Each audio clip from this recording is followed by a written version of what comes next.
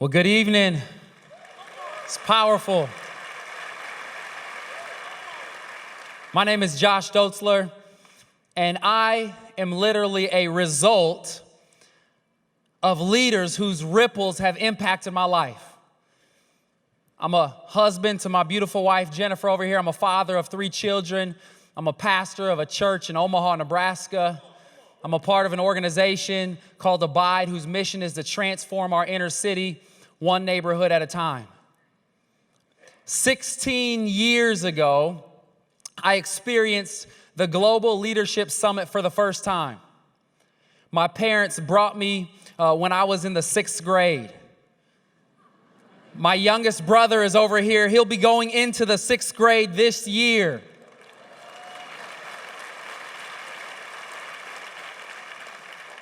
In the 6th grade, it's hard to keep your attention for 2.5 days worth of incredible content and material. So I'm sure I dozed off a couple of times. But I'll never forget, for the very first time, hearing Pastor Bill Hybels say that the local church is the hope of the world. And in the 6th grade, something inside of me woke up and got excited.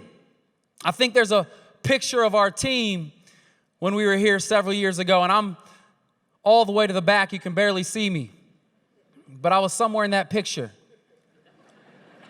I'll never forget my very first experience. My parents, my father and mother, we lived in the suburbs in Omaha, Nebraska. My dad was a chemical engineer, made great money, and 27 years ago, he felt like God was calling him to sell his houses and cars and relocate our family.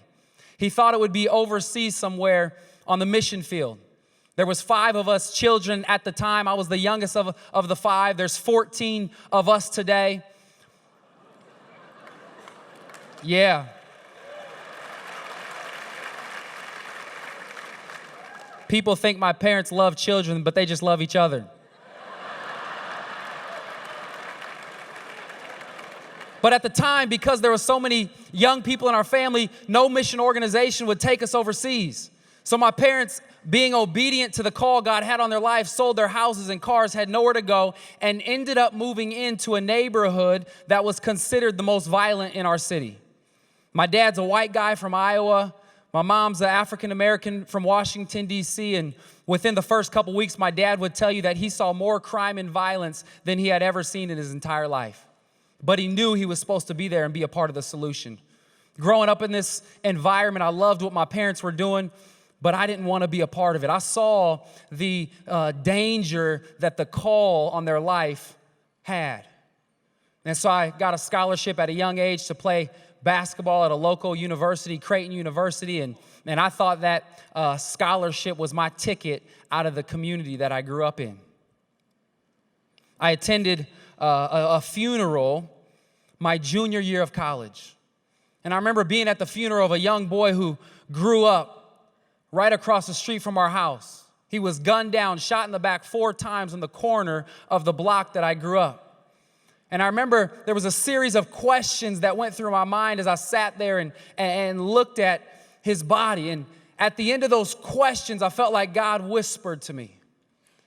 I felt like God said, Josh, the only thing that can change his life and change the communities that you're in is the church. And God used that moment in my life to get my attention in such a way that I said, I want to be a part of changing the world through the power of the local church. For 16 years, I've had the opportunity to experience the ripple effect the Global Leadership Summit has had on my life. And whether it was as a young person through sports and through friendships or in leading in my community, this couple of days has been so impactful. I remember in 2011, Bill was talking about the difficult call that God has in the life of a leader. And he gave out a bunch of clay jar pieces. And he had us write down a commitment we would make to that call. And I've kept my clay jar piece in my top drawer. And on it August 12th, 2011 at 10:30 a.m., I wrote down, Josh and Jen are committed to the tough call God has on our lives for the long term. Fortunately for us at the time, we wouldn't know how difficult it would be. In 2014, I'll never forget sitting right over here, and Bill led us through a time of reflection and asked us to invite the Holy Spirit to speak to us. And very, very clearly, God shared two things with me. He said, number one, he said, Josh, it's your time. Shortly after that, I was leading our church at the time, but I would take over our nonprofit organization that my parents started 27 years ago. The second thing I felt like God said was Turning Point. Now, for our organization, Turning Point is a campus that's in our city, 24-acre campus. There's 12 buildings, over 208,000 square feet of space. It's a multi-million-dollar project. I felt like God said, Turning Point, it's time for you to purchase that campus. That night, I would go back on the first day of the Leadership Summit. I would spend all night writing an email out to an individual. I would hit send, and then I would tell myself, what in the world did I just do? Sometime later, that individual would contact me and tell me that he wanted to be a significant giver in this purchase of this campus. And recently, a month ago, we moved our headquarters on to this new location in our city.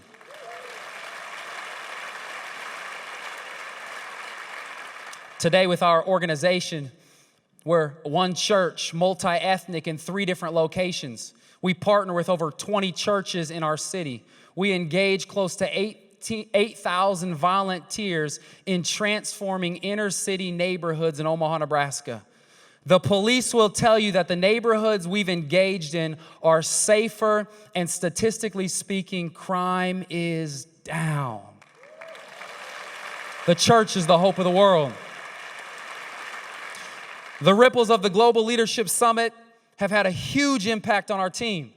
This year, we'll have close to 60 of our team members participate at a site in Omaha, and I have a handful of our team members here this evening.